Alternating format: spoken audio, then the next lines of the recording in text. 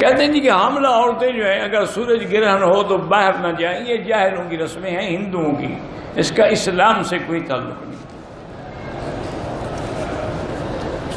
اچھا ایک عورت اگر ایک ایسی جگہ بیٹھی ہوئی ہے، سورج گرہن ہو گیا، وہ نہر کے کنارے کپڑے دھو رہی تھی، اوپر تو چھت ہے نہیں، اب کیا کرے، کہاں جائے؟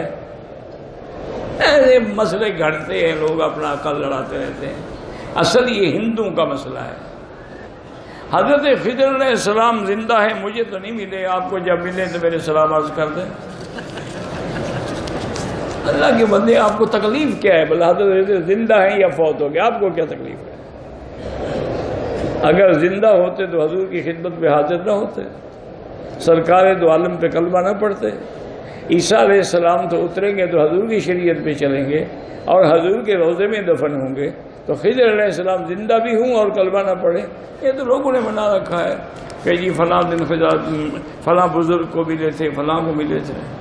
ترک لوگ جب حضور کا نام لیتے ہیں تو سینے پہ ہاتھ رکھتے ہیں، جیسے تم انگوٹھے چومتے ہو، ان کی بھی عادت ہے، تمہاری بھی عادت ہے، نہ وہ شریعت ہے نہ یہ شریعت ہے۔